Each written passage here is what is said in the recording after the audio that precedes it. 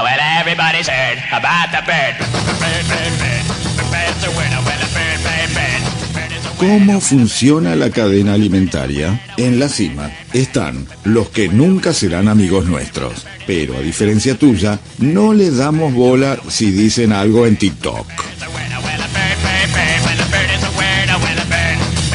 The bird's a winner. Well, don't you know about the bird? Well, everybody knows that the bird is a winner. Well, the bird. The bird is a winner. Well, Bueno, segundo bloque de la mañana, bloque de resúmenes.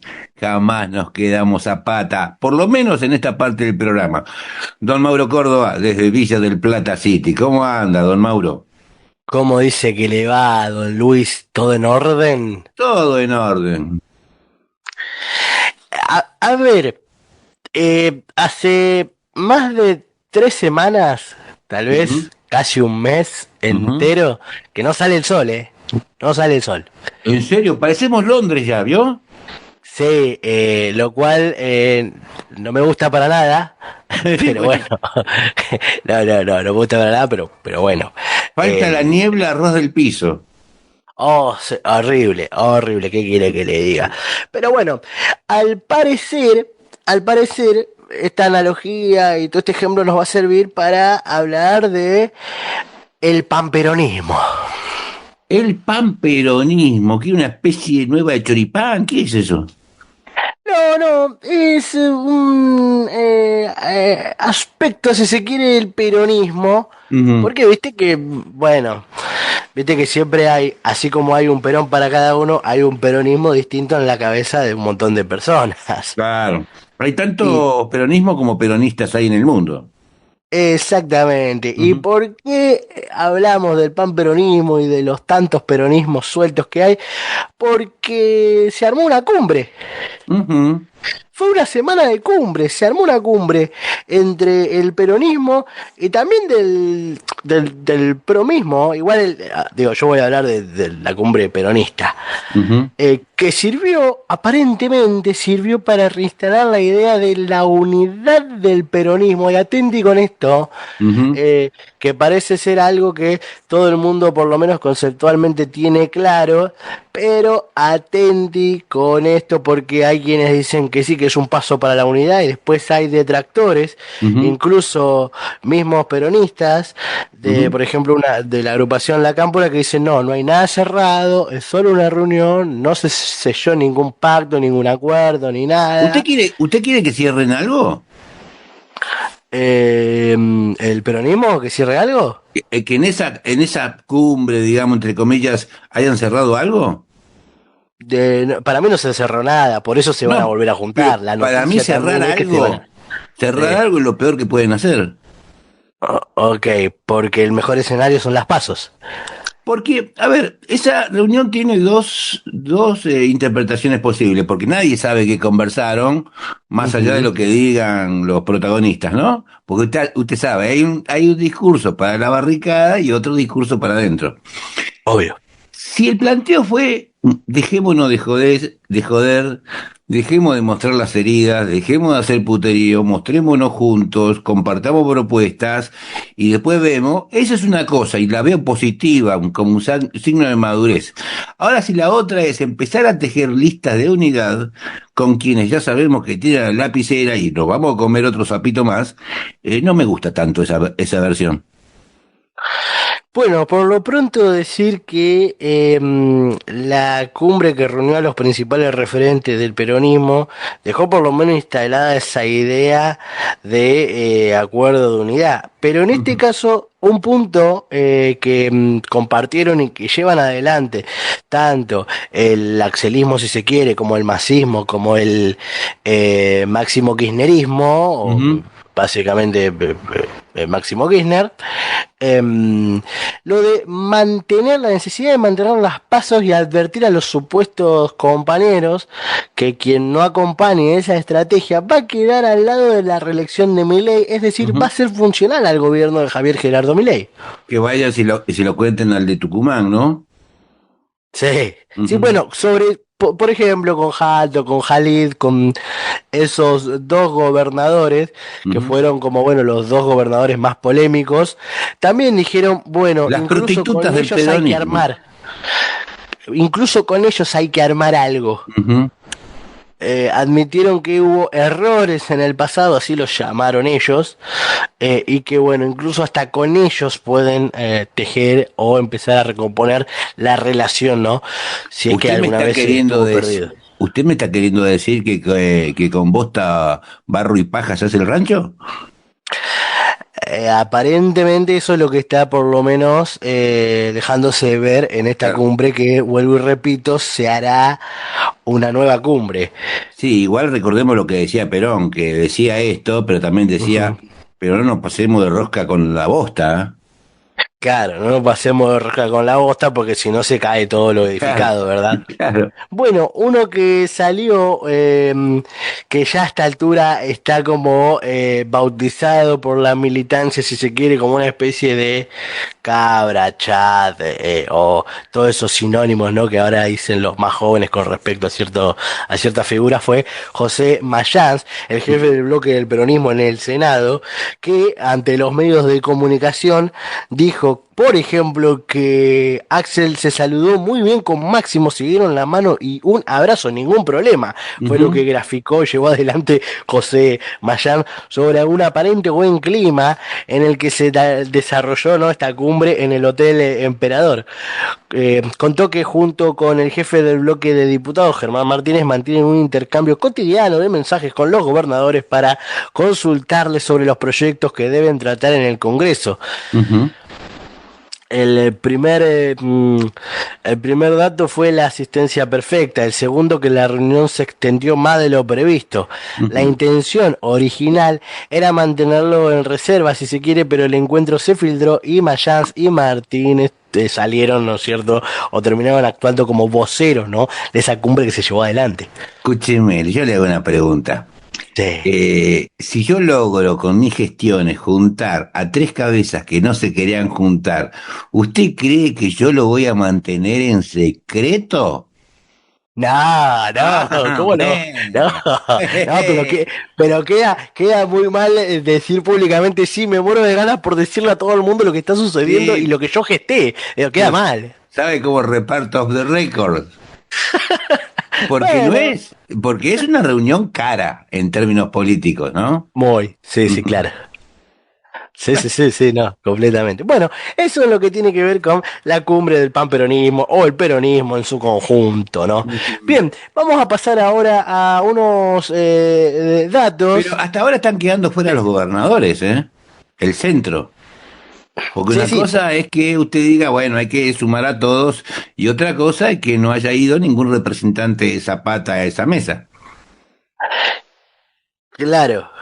Claro, igual algunos estaban al tanto, voy a decirlo de esa manera. Sí, me imagino que sí. Algunos estaban al tanto. Ujú. Bueno, vamos a hablar de, si se quiere, unos números o unas encuestas, ¿no?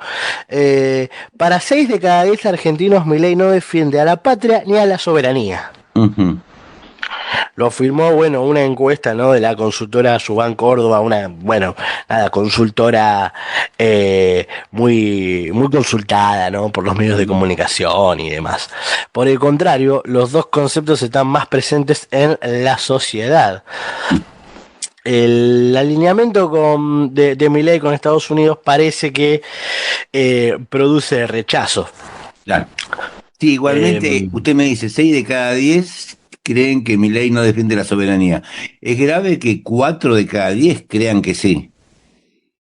sí, sí, también es grave. Ujú. O por lo menos que lo piensen. No sé si se animarán a decirlo, Claro. pero que lo piensen, ¿no? Ujú. Bueno, esta encuesta reveló que la sociedad ve al jefe de Estado alejado de los conceptos de soberanía y de defensa de la patria, mientras que por el contrario, los argentinos sostienen esas premisas con mayor énfasis. Y esto se puede traducir, si se quiere, ¿no?, Ujú. como el efecto de la bandera de las Malvinas son argentinas por, bueno, la escaloneta, ¿no?, los jugadores de la selección argentina contra ese mítico partido contra Inglaterra. Ujú. Bueno, se puede quizás relacionar, ¿no? Como ese efecto, ¿no? Como con eso. La consultora de Subán Córdoba realizó un trabajo de opinión pública a nivel nacional, en el que se consultó a los encuestados sobre el concepto de soberanía en la actualidad.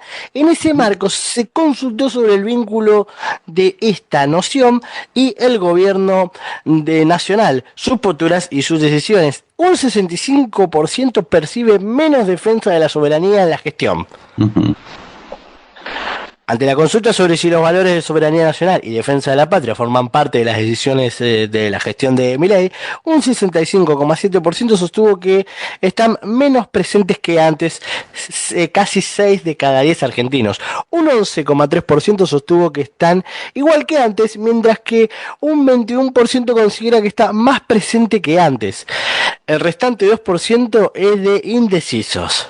Lo que puede hacer un trapito pintado, ¿no? Una sábana pintada, tal cual. Claro, tal cual. Porque todo empezó ahí, digo, se instaló con fuerza el tema de la soberanía, pero aparte lo instaló en el mundo, y a los británicos tampoco les gustó mucho. La verdad que tampoco les gustó mucho, y los de allá y los de acá empezaron a entrar en contradicción, ¿no? Empezaron Claro. a temblar, ¿viste? Porque Sí. siempre se ufanaron de la selección, de la escaloneta y demás, y cuando la escaloneta se pronuncia en algo tan contundente como decir que las Malvinas son efectivamente lo que son, es decir, argentinas, Sí. empezaron, ¿viste?, a descolocarse y empezaron a temblar, ¿no? Los de acá y los de allá, también digamos eso.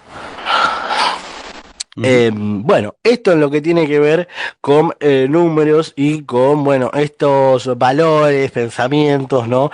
Y puntos de vista sobre la soberanía nacional. Después, bueno, podemos discutir dónde está la soberanía nacional. Uh-huh. ¿Dónde está? Si está desde lo simbólico o desde lo material, las condiciones materiales de los trabajadores, las empresas, o en lo, Sí, también en lo está en el modelo, si es productivo, si es prevendatario, Claro. si es extraccionista, a quién le sirve. Claro. Claro, el concepto Claro, de porque soberanía no es solamente la bandera. exactamente, no, exactamente. Estoy empezando a tener algunos recuerdos sobre una reunión a la que alguna vez asistí, de dos agrupaciones, pero bueno, no importa, no viene al caso. Diputados, Sí. hablemos de diputados. Te digo que me la perdí, fue demasiado en clave, ¿eh? No importa, no importa. Después del aire te lo digo. ¿Usted me habla de referente nacionalista con Z? Sí, pero no importa ahora. Sí, Ahora sí. vamos a diputado, después. Sí. Eso. Dios, patria y familia. Esos que andan ahí dando vueltas, sí, A sí. veces hay que Pero, escuchar cada cosa. ¿y qué va a hacer? Vamos a diputado mejor, vamos a diputado. Vamos a diputados que, bueno, la Cámara de Diputados citó a Lamelas por su presunto intento de romper una negociación con Huawei, perdón mi pronunciación. A ver, esto pasó muy por debajo de la alfombra y medio como que nadie se escandalizó, pero el embajador de Estados Unidos en Argentina empezó a amenazar a cooperativas, Uh-huh. por bueno, acercamientos con la empresa china Huawei o Sí. Huawei. Vuelvo a pedir disculpas por mi pronunciación. El embajador de Estados Unidos en nuestro país fue citado a la Comisión de Asuntos Cooperativos Mutuales y Organizaciones No Gubernamentales, en la que la Cooperativa Provincial de Servicios Públicos de Neuquén, la CALF, Uh-huh. expuso la presión para rechazar un acuerdo con la empresa china. Uh-huh.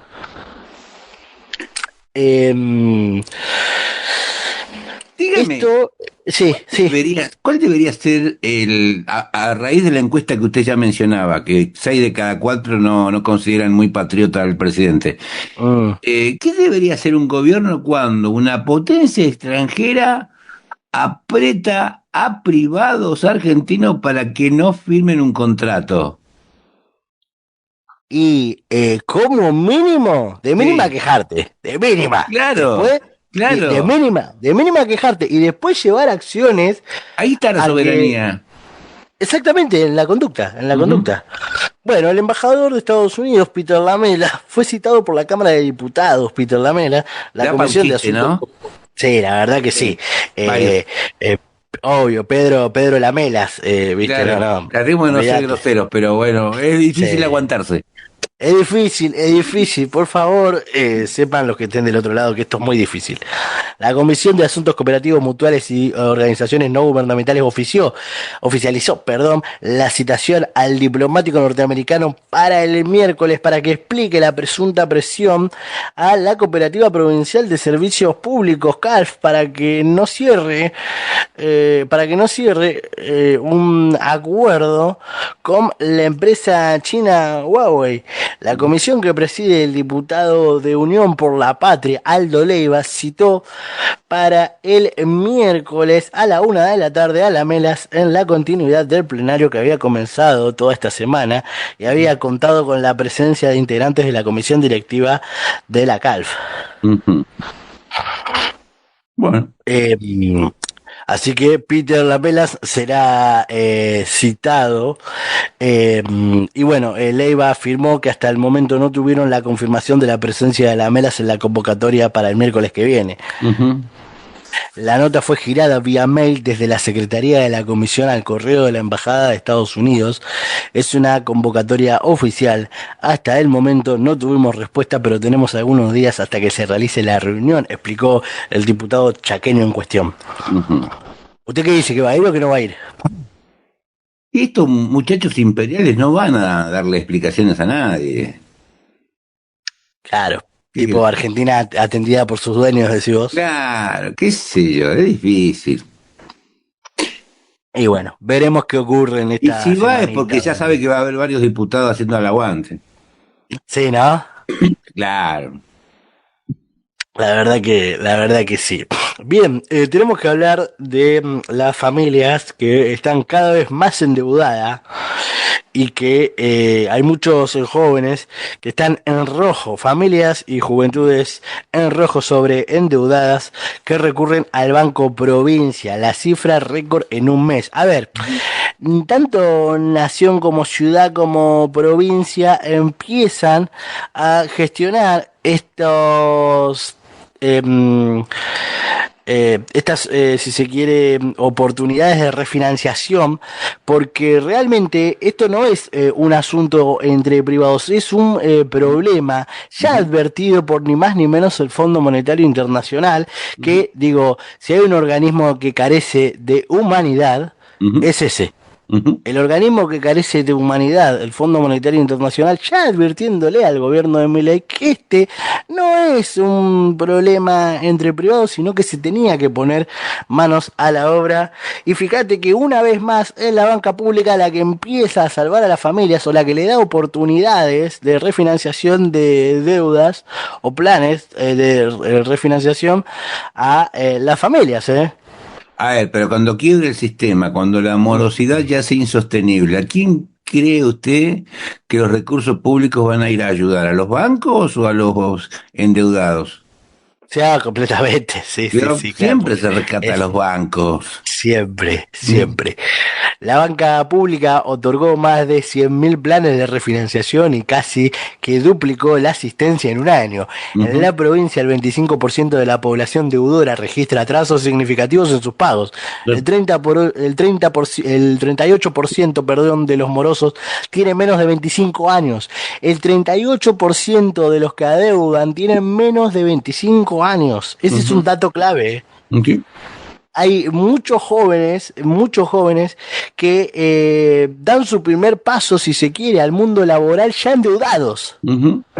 Ya endeudados, ya sea por la fintech, por esta cuestión de la ludopatía que está muy incentivada, por las apuestas online, por lo que fuera. Ujú. Empiezan su vida laboral, su tránsito hacia el mundo laboral, endeudados. Ujú. Un fenómeno que obviamente se debe atender. Bueno, la crisis de las familias sobreendeudadas crece con el correr de los días, un poco lo que veníamos planteando vos y yo, ya supera las 6 millones de personas. Ujú. La provincia más poblada de nuestro país no está exenta a dicha realidad. Es por ello que el mes pasado el Banco de la Provincia lanzó el programa Ponete al Día de regulación de deudas para sus usuarios. A la fecha supera las 100.000 operaciones de refinanciación financiera en el 2026 y se espera además que siga creciendo, Luis.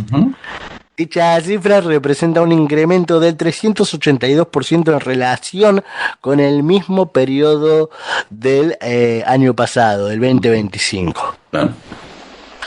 Así que un poco estos números, ¿no? Para atender, y que también serán números que la oposición, si es que tiene la voluntad de querer ser o de querer competir, también deberá barajar, ¿no? Porque, bueno, vos a veces lo solés graficar, ¿no? Van a quedar muchos en el camino y hasta incluso la oposición, en caso de que gane, tendrá que empezar, yo sé que es media cruda la analogía, pero tendrá que incluso buscar entre los escombros, ¿no? A los caídos. Sí.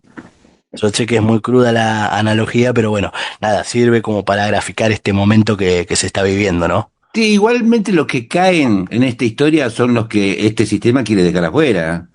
Tampoco te van a rajar las vestiduras. Claro, no, tampoco tanto. Plata para rescatar a los bancos siempre hay disponible. Ah, sí, siempre, claro que sí. Che, ¿qué me contás de Marcela Pagano? No hay peor astilla que la del propio palo, ¿no? Tremendo, ¿no? Tremendo. Y aunque todo lo que cuenta son cosas que uno por ahí sin tener pruebas tiene certezas. Sí, ¿no? Sí, pero aparte lo hemos dicho muchas veces en este programa, los votos de los diputados que responden a los gobernadores nunca es gratis. Never. Bueno, Marcela Pagano, esta diputada, denunció posible compra de votos del gobierno a cambio de presupuesto para obras viales millonarias. La diputada en cuestión, Marcela Pagano, realizó 3 presentaciones judiciales para que se investigue si el gobierno compró votos de diputados y senadores aliados a cambio de sugestivos giros millonarios a sus provincias para obras viales. El caso quedó radicado en Comodoro Pi. Pero escúchenme, en cualquier país civilizado, si un vocero dice o confiesa en vivo y en directo un delito, por lo menos tiene que presentar preventivamente la renuncia en un país serio. En este país eso pasó porque lo de Pagano va asociado a eso, porque estamos hablando de la guita de los impuestos que tenían que ir hacia vialidad y que se usaron para abrir kiosquitos para los gobernadores, porque ese voto no es gratis. Y no pasa nada, le digo, no hay renuncia preventiva ni nada acá. No pasa naranja. Bueno, Pagano realizó 3 presentaciones judiciales para que se investigue toda esta cuestión, ¿no? La primera denuncia la realizó este martes que pasó y luego agregó 2 ampliaciones, bien digo. La última fue este jueves también que pasó, con detalle de los pagos que se realizaron en la previa, durante e inmediatamente después de las votaciones clave para la administración del gobierno nacional. Puntualizó en las 7 provincias cuyos legisladores fueron determinantes para que el Ejecutivo pudiera sacar adelante las leyes que pretendía impulsar y que tuvo su primer ensayo allá, que parece que pasó hace un montón, pero en realidad pasó en el 2024, de la Ley Bases. Todos los DNU que significaron pérdida de derechos y rifa de la soberanía fueron pagados, La Ley Bases, el 12 de junio de 2024 para ser más preciso. El caso recayó en el juzgado a cargo de Julián Ercolini e interviene el fiscal Franco Picardi, aunque podría mudarse de despacho por una cuestión de conexidad con otro expediente. Conexidad con otro expediente, bien digo. Así que, bueno, la denuncia de Pagano, que se hizo eco de una investigación publicada por el medio La Nación, es contra funcionarios públicos que hayan dispuesto instruido, autorizado y o ejecutado los pagos del fideicomiso creado por el artículo 12 del decreto 976/2001, en la que refiere al sistema vial integrado, SISVIAL, componente del sistema de infraestructura de transporte SID, instituido por el decreto número 1377/2001. Yo sé que esto es muy engorroso, pero es así, la documentación es así, es también propicio decirlo. Bien. Así que salió a tope Marcela Pagano con este temita. Veremos, después lo sabremos, ¿verdad? Así es. Che, te quiero contar Yo espero que algo prospere en este país en cuanto a pedido de justicia o de investigación. ¿Qué quiere que le diga? Porque Ojalá. Esta empresa por presunción, porque debería haber sabido, y estos que te confiesan un delito en vivo y en directo, ahí están cenando con su familia en sus casas. Total. Che, te quiero hablar del testimonio de uno de los dueños de la textil, Will Deere. Algo que ya hemos hablado, ¿no? Sobre cómo cada vez cierran empresas, cooperativas y grandes marcas incluso. Bueno, ¿sabes lo que le dijo un dueño de uno de estas fábricas? Lo escuché, usted me lo mandó, y cuánta verdad, ¿no? Cuánta verdad. Dijo: piensen la próxima vez que voten. El descarnado mensaje de uno de los dueños de la textil, Will Deere, tras despedir a 120 trabajadores. El testimonio es de Armando Anazal, que durante el cierre de las plantas textiles de Will Deere, en General Pacheco y Las Flores, Armando Anazal apuntó contra el gobierno nacional y responsabilizó a la política por la crisis que atraviesa la empresa. Entre muchas lágrimas, sostuvo que en otros gobiernos teníamos plata en el bolsillo y pidió a los trabajadores que reflexionen sobre sus propios votos. Sí. Piensen la próxima vez que voten, porque la vida es política. Les faltó el cáguense desclasados. Faltó, ¿no? Faltó que diga eso. Porque, a ver, hay empresarios que buscan ganancias, obvio, rentabilidad lógica dentro del marco del capitalismo, desarrollando, dando laburo, compitiendo. Hay empresarios de esos, ¿eh? Y a esos empresarios les conviene un mercado interno grande, no esto. Absolutamente. Absolutamente. Bueno, se trata de Armando Anazal, uno de los socios de la empresa textil, quien habló ante los trabajadores de las plantas de General Pacheco y Las Flores, luego de que la compañía comunicara el cierre de ambas instalaciones y el despido de 120 personas.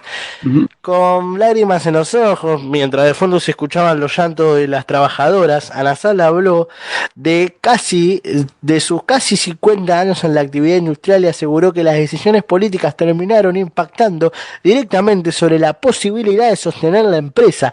Toda mi vida pensé en ser industrial, pero la política tiene que ver, levanta y hace caer a la gente, sostuvo. Claro. El empresario remarcó que nunca había participado activamente de la política porque confiaba en que el trabajo y el esfuerzo eran suficientes como para sostener una empresa. No. Yo siempre creí que trabajando podía llegar adelante. La política digita nuestras vidas, digita el futuro de todos y nada depende de nosotros, expresó. Claro. Bueno, don Mauro, ¿tiene alguna internacional ahí en la cartera? Sí, sobre todo tengo una internacional. Voy a hablar de Giorgia Meloni. Ajá. La primera ministra de Italia pidió extremar la vigencia ante una nueva llegada masiva de migrantes a Ceuta, frente a unos nuevos rumores de un nuevo cruce por la ciudad autónoma española. Marruecos multiplicó la presencia de fuerzas de seguridad en la frontera. La primera ministra de Italia, Giorgia Meloni, sostuvo que su país seguirá extremando la vigilancia de cara a una supuesta llegada masiva de migrantes a la ciudad autónoma de Ceuta. Insistió en que la gran mayoría de los países europeos comparte las drásticas medidas adoptadas por su gobierno, como la suspensión del acuerdo Schengen con España, por ejemplo. Bueno, no se pueden quejar mucho porque en definitiva tienen un enclave imperial dentro de otro país que es Marruecos. Es muy fácil llegar a Ceuta. Sí, sí. Sí, pero además esta cosa, ¿no? De despreciar a los pobres que generás. ¿Viste? Claro. De despreciar a los pobres que vos generás, a estos nuevos pobres, o estos nuevos, sí, pobres que generan este tipo de gobiernos, ¿no? Y sí. Bueno, ¿ahí terminó? Sí, por supuesto, Luis. Bueno, y el mensaje para los masoquistas, entonces. Los amantes de un periodismo incisivo, sagaz, mordaz, que no le tiene miedo a los países imperialistas, pueden seguir escuchándome hoy de 4 de la tarde a 5 de la tarde. Hago sabotaje local junto a un grandísimo equipo. Bueno, don Mauro, ¿juega River hoy o mañana? Juega mañana, el domingo. Mañana, espero que le vaya mejor que a mí. Sí, esperemos. Yo te pregunté fuera del aire qué había pasado y casi que nos trenzamos a las puteadas, ¿no? Bueno, menos mal que eso. Estamos 60 palos verdes, le digo, para que nos vaya mal, ¿eh? Bueno, quédense igual en Periodismo con Sentido, porque con Lilén tenemos una columna que farmea mucha aura, voy a decirlo en esos términos tan juveniles. Farmea aura. Bueno, así es. Vamos a escucharlo a ver de qué se trata eso. Don Mauro. Dale. Nos cruzamos en el pasillo. Chau.